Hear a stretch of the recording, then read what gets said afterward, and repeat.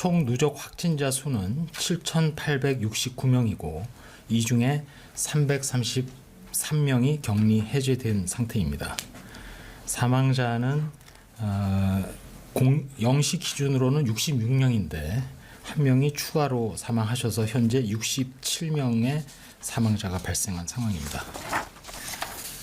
전국적으로는 80.1%의 발생이 집단 발생과 연관성이 있음을 확인했고 나머지 19.9%에 대해서는 산발적 발생 사례 또는 조사 분류가 진행 중에 있습니다. 여전히 지역별로는 대구가 전국 발생의 75%, 경북이 전국 발생의 15%, 따라서 전국 발생의 90%를 대구와 경북이 차지하고 있고 특별히 대구 지역 내에서도 신천지 관련자 수가 많은 비율을 차지하고 있습니다. 서울시 구로구와 관련해서는 구로구 소재 콜센터 관련 3월 8일부터 현재까지 99명의 확진 환자가 발생을 했고 감염 경로 및 접촉자에 대한 역학조사를 진행을 하고 있습니다. 현재까지 공식적으로 확인된 99명의 확진 환자 중에 직원이 80명 그리고 접촉자는 19명이며 이 부분은 조사가 진행되면서 조금 더 늘어날 수도 있습니다.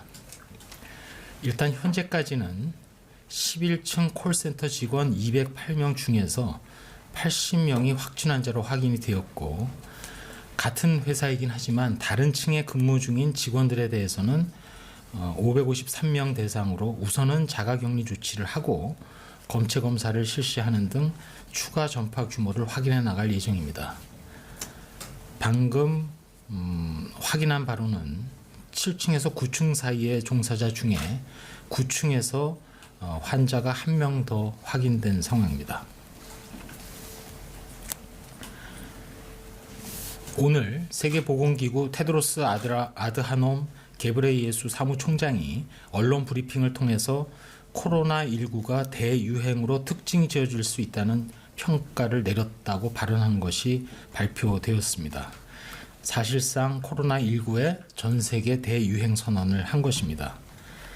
중앙방역대책본부에서는 이미 WHO 사무총장도 언급을 한 대로 대유행 상황과 관련해서 WHO가 밝히고 있는 평가의 변화나 대책의 변화가 있는 것은 아니며 국내적으로도 그동안 시행해온 국내의 지역사회 전파 차단 그리고 외국으로부터의 추가 유입 억제 조치를 병행하는 우리나라의 현행 대응 기조는 그대로 유지를 하되 계속해서 국내외 상황에 따라서 변화된 상황이 생기면 그에 맞추어서 대응 전략을 추가로 강화할 예정으로 있습니다.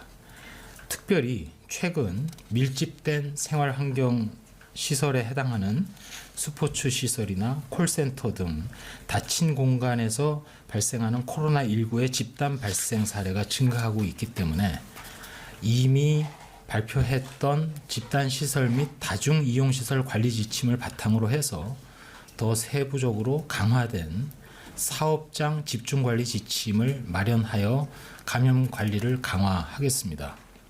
이 지침에 따라 각 부처에서는 소관된 사업장, 시설별 특성에 따라서 세부관리 지침을 마련해서 시행을 하고 감염관리 현장 점검 등도 실시를 함으로써 이행이 제대로 이루어질 수 있도록 계속 확인할 것을 협조 당부하였습니다. 사업장 집중관리 지침은 보도 참고자료에 있는 대로 사업장 내에 감염관리 책임자를 지정하는 등 감염관리 체계를 구축하고 예방교육 홍보를 실시하며 특별히 손세정제나 물건에 대한 손세정제 같이 개인위생과 관련된 비품을 충분히 비치를 하고 또 손이 자주 닿는 장소 및 물건에 대한 소독 그리고 주기적으로 환기를 실시하는 등 환경위생관리 철저 내용이 들어 있습니다. 동시에 직원들에 대해서는 발열이나 호흡기 증상이 있을 경우 출근하지 않도록 사전에 안내하는 것이 중요하고 1일 2회 발열 또는 호흡기 증상을 확인하며 이용자 및 방문객은 체온을 확인합니다. 또 사업장 내에 사회적 거리두기 실천도 적극 실현을 하도록 지침에 구성이 되어 있습니다. 또한 오전 브리핑 때 언급이 된 대로 국외로부터의 추가 유입 억제를 위해서 프랑스, 독일, 스페인, 영국, 네덜란드를 방문 체류 후에 입국하는 내외국인을 대상으로 해서 오는 3월 15일 0시를 기해서 특별 입국 절차를 실시를 합니다. 또한 해당 국가 입국자에 대한 정보는 의약품 안전사용 서비스, 또한 해외 여행력 정보 제공 프로그램, 건강보험 자격을 확인하는 수신자 자격 조회를 통해서 의료기관에서도 진료 시에 참조할 수 있게 됩니다. 저희 중앙방역대책본부에서는 계속해서 개인위생 수칙 그리고 사회적 거리 두기를 철저히 실천해 주실 것을 부탁드립니다.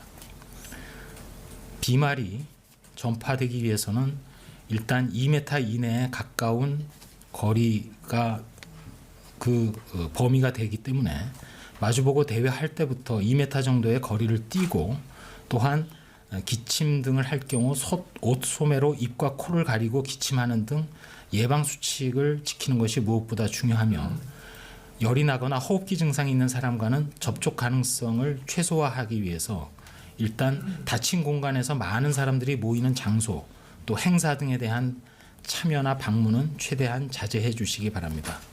거듭 말씀드립니다만 각급 기관이나 기업에서는 온라인 근무, 재택근무를 적극 실시해 주시고, 흐르는 물에 비누로 꼼꼼하게 손을 씻는 것, 그리고 씻지 않은 손으로는 되도록 얼굴, 특별히 눈, 코, 입을 만지지 않는 것, 또 생활 공간에서 자주 노출되는 가구에 대해서는 표면을 수시로 깨끗이 닦아 주실 것 등을 국민 여러분께 부탁을 드립니다. 또한 열이 나거나 호흡기 증상이 나타난 분들은 출근이나 등교를 하지 마시고 외출을 자제하시면서 집에서 충분한 휴식을 취하고 3, 4일간 경과를 관찰한 다음에 그래도 증상이 사라지지 않으면 콜센터나 관할보건소 문의 후에 선별진료소를 우선 방문해서 진료를 받으시되, 이럴 경우 선별진료소 방문 시에는 마스크를 반드시 착용해 주시고 되도록 자기 차량을 이용해 주시기 바랍니다. 이상 브리핑 내용이었습니다. 질의응답 하도록 하겠습니다. 오송에서 두분 답변 하겠습니다. 질의가 없으시면 해주시고, 뒤에 파란색 JTBC 이상원 기자입니다. 일단 다른 층 콜센터로 감염 경로가 혹시 좀 그러니까 콜센터 있는 층 말고 다른 층에서도 감염자가 나왔는데 이게 어떻게 감염 경로가 됐는지 좀 궁금하고요. 그다음에 서울시가 10시에는 102명이라고 했는데 이게 숫자가 좀 차이 나는 이유가 좀 궁금합니다. 그리고 혹시 이제 많은 접촉자들이 있는데 가족 감염이 된 경우도 있고 안 된 경우도 있는데 이 경우는 어떻게 좀 봐야 되는 건지 좀 여쭤보고 싶습니다. 네, 전체적으로 말씀드릴 것은 아직은 그 역학조사가 진행 중이고, 또 저희가 말씀드린 숫자는 가변적이고 동시에 공식적으로 집계된 자료를 말씀드리기 때문에 분명히 숫자가 변화되거나 늘어날 가능성이 있다는 말씀을 드리면서, 그 콜센터 부분과 관련해서는 앞서 말씀드린 대로 11층 이외에 9층에서도 새롭게 확인이 됐으나, 다만 7, 8, 9와 11층은 동일한 이제 근무 처가 되겠고, 또 최근 그 인천광역시에서의 역학조사 과정에서 10층에 별도의 그 근무처에서 근무하는 분 중에도 확진 환자가 나온 것으로 파악이 되고 있습니다. 다만 발병일을 토대로 해서 아직은 그 콜센터와 그 10층에 자리하고 있는 근무처와의 연관성에 대해서는 현재 확인을 하고 있는 상황입니다. 따라서 전파 경로에 대해서도 역학조사를 좀 더 통해서 사실관계를 다시 말씀을 드리도록 하겠습니다. 왜냐하면 10층에서 발생한 환자의 경우 발병일 자체가 조금은 콜센터에 있는 분들과 차이가 좀 나기 때문에 선호 문제라든지 또 전파의 어떤 설명 같은 것을 좀 더 저희가 분석을 해봐야 되는 상황입니다. 아까 두 번째로 말씀하신 것도 처음에 말씀드린 대로 그런 그 역학조사 과정에서 저희가 일단은 공식화된 숫자를 말씀드리다 보니까 숫자에 좀 차이가 있다는 말씀을 드리고, 가족 감염과 관련해서는 가족이야말로 밀접 접촉자 또 전파가 되기 가장 고위험 집단임이 틀림이 없습니다. 오늘 같은 경우 오전 11시에 지금 한중일 3개국의 질병관리 기구들이 텔레컨퍼런스를 가졌습니다.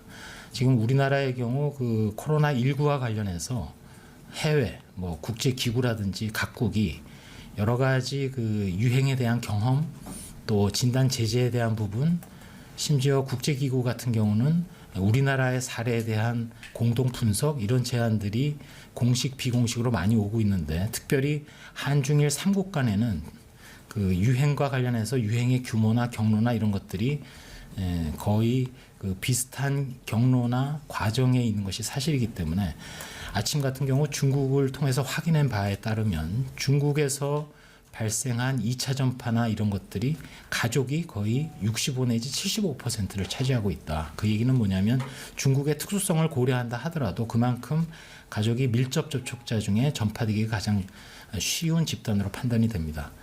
코로나19의 경우는 대개 2m 거리 최대 그리고 시간적으로는 유럽의 질병관리기구 같은 경우는 15분 이상을 예를 들고 있는데 그러한 접촉이 이루어지면서 전파될 수 있는 가능성이 높은 것이 가족이 틀림없습니다.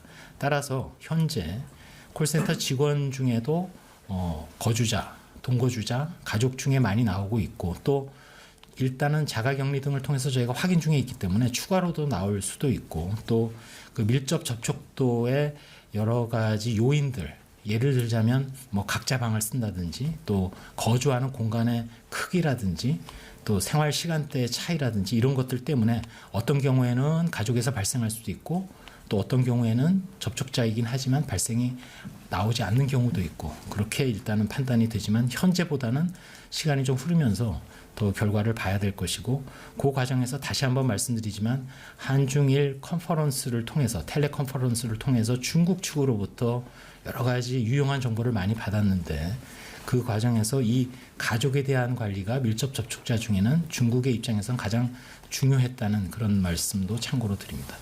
예, 다음 질문 받겠습니다. 서울경제신문 오혁달입니다. 그 특별 검역 절차 지정한 그 영국이랑 프랑스랑 독일이랑 네덜란드랑 스페인에서 각각 하루에 몇 명 정도 지금 하고 있는지 궁금하고요. 그리고 두바이, 모스크바 경유하는 항공편도 마찬가지로 몇 명이 복한지 궁금합니다. 그리고 스위스나 노르웨이 같이 그 영국 같은 그 이미 지정한 것보다 더 많은 감염자가 발생한 지역은 왜 관리 지역에서 빠졌는지도 궁금하게 여쭙고 싶습니다.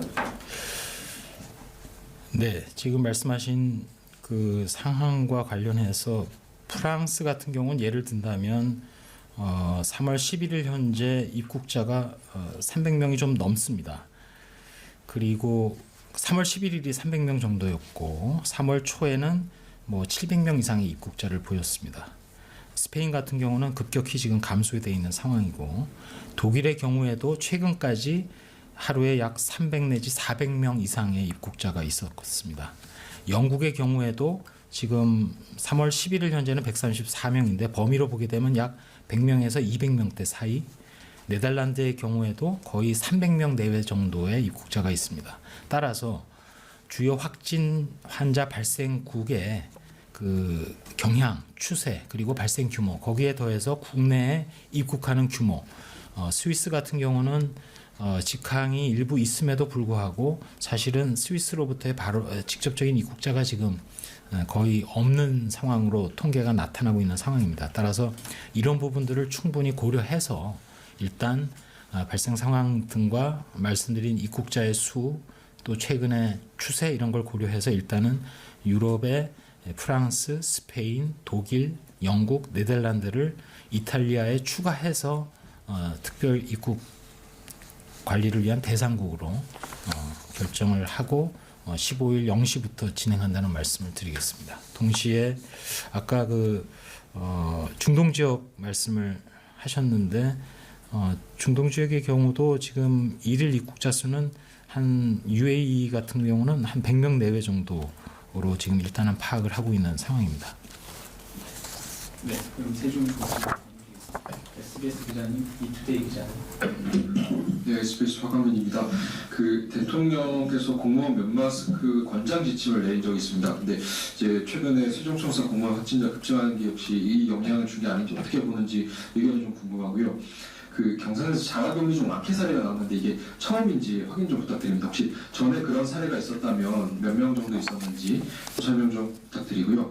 그 마지막 질문으로 이제 그 대구 신한카드 콜센터에서 이제 이미 이전에 이제 확진자가 나왔는데 이 부분에 대한 어떤 이제 적극적인 어떤 보건당국의 조치가 없었지 않았냐 하는 그런 얘기가 있어요. 그러니까 노원구에서는 이제 3월 8일 확진된 노원구 보건소에서는 이 콜센터 구로 콜센터에서 나온 확진자에 대해서 이제 파악을 하고 바로 전파를 했는데 이제 대구 사례는 왜 그것과 달랐는지 혹시 이제 그 노원구 콜센터 확진의 노원구 보건소의 경우에는 혹시 이 그 보건소 직원의 개인적인 판단으로 그렇게 전파를 했는 건지 아니면은 그 방역 당국의 지침이 사전에 있었던 건지 앞으로는 혹시 이런 부분에 대해서 이제 추가적인 지침이 있을 예정인지 그것까지 좀 확인 부탁드리겠습니다.